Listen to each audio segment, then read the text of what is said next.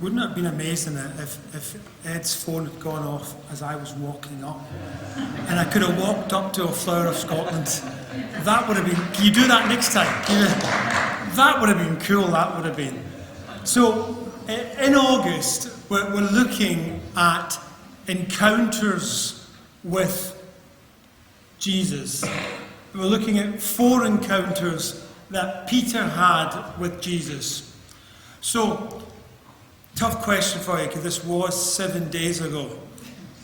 Can anybody tell me the encounter that we looked at last Sunday?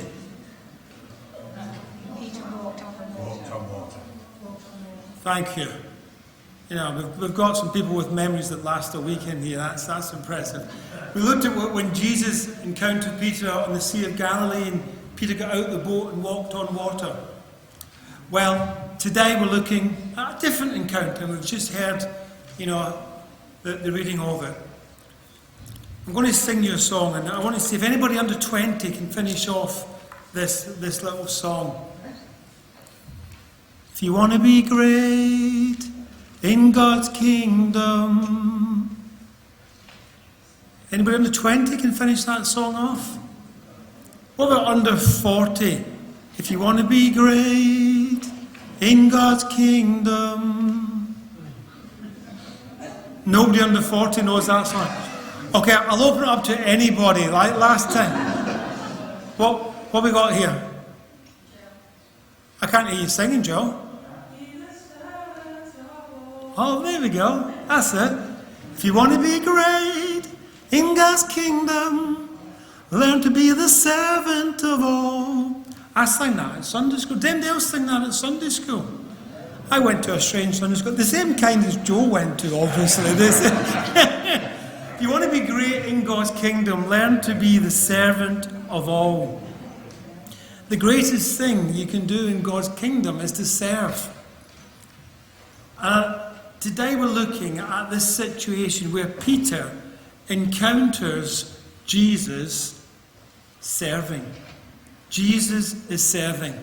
The Messiah, the Lord, their teacher, God incarnate, kneels down on the floor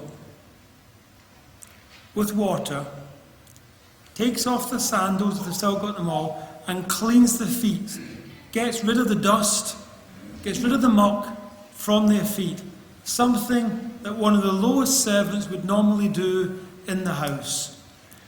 But obviously, whatever reason, they didn't have any servants, or he was having his lunch or whatever, and Jesus sees the need and solves the problem.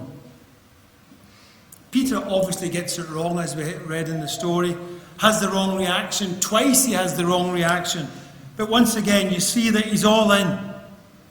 He says, I'm up for anything that you have to offer, God. If you say it, I'm up for it. So I was having a drink with a friend this week over in Bickerstaff. Bumped into Frank in the same place, believe it or not. He was having a meeting as well. And I was chatting to my friend, he's a church leader from Warrington. And he said to me this, how do you get people to serve in your church?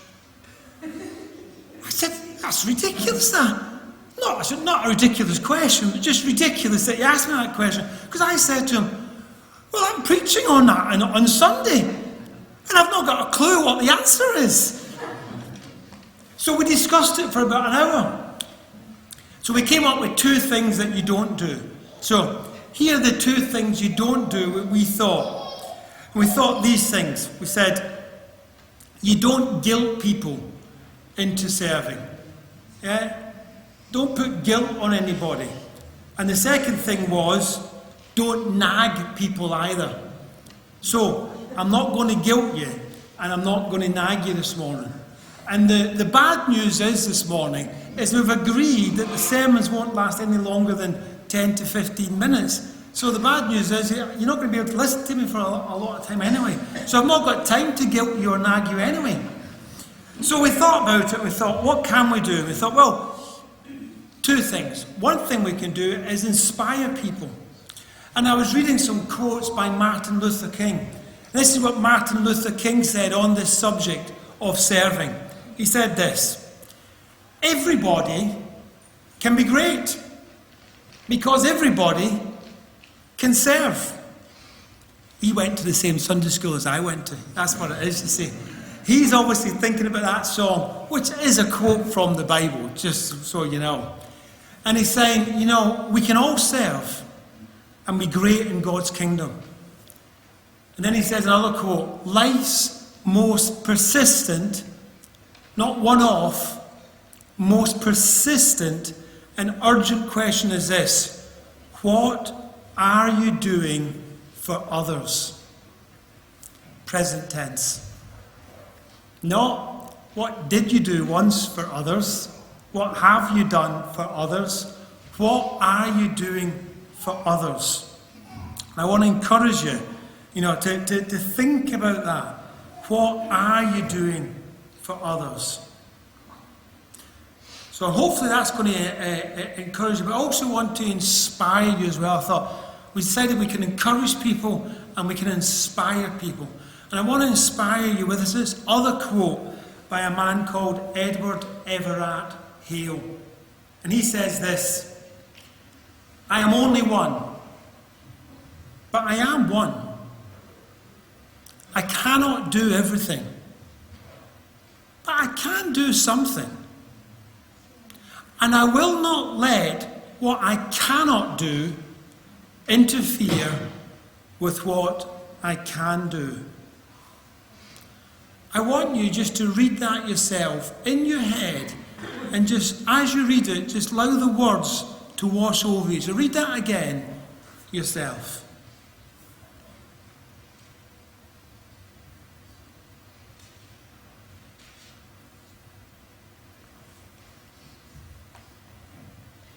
Let me say it again. I'm only one, but I am one.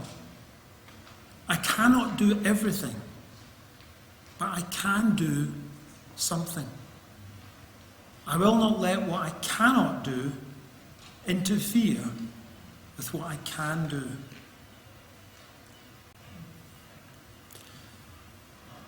But in saying all that, as I chatted with my friend, we kind of realised that encouraging people and inspiring people can only take you so far.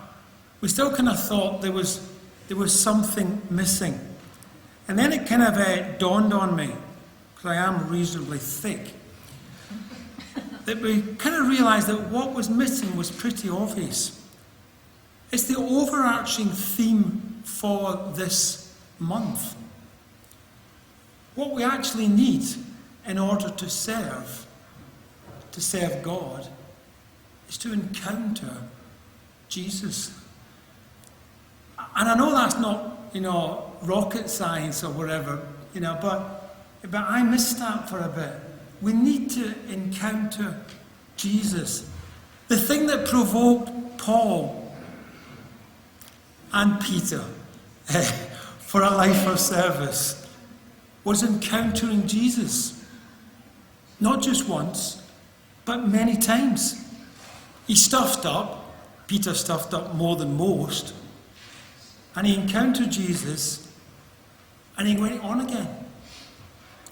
This morning, I want to encourage you, no matter how old you are, and no matter what your current situation is to take time out to encounter Jesus. Take time out to be in the presence of God, Father, Son, and Holy Spirit. Do whatever you need to do this week to encounter Jesus. Because I'm convinced that if we encounter Jesus, we will be driven to serve. When we come into contact with Jesus Christ, when we dwell in his presence, when his personality is before us, when his Holy Spirit washes over us, we will be driven to serve. Don't get me wrong, I wish that every person who came to this church served. But I wish more that we encounter Jesus on a more regular basis. That's my desire for each of us. That through this series of looking at Peter's encounters with Jesus, is that we may be driven with that desire to encounter Jesus more. And you know, this morning, if you've never ever had that first encounter with Jesus, where you come face to face and say to Jesus, Jesus, I want you. I want you in my life. That first encounter is the biggest and best of them all. And I'd encourage you to explore that this morning, about coming face to face with Jesus and saying, Jesus, I want you in my life. I want to encounter you on a regular basis. I also want to challenge all of us today just to reflect on the last time you encountered Jesus in that kind of way. Hopefully, it wasn't just that first encounter. Hopefully, you can tell people after the service of a fantastic encounter with Jesus that you've had recently. If that's not the case, once again, let me encourage you to seek out these encounters. It's these encounters that give you power in your life, that give you direction in your life, and will drive you to serve. So let's encounter Jesus more, receive more of his power, and the guidance of what to do with it. And let's be inspired and encouraged to serve Jesus. Thank you.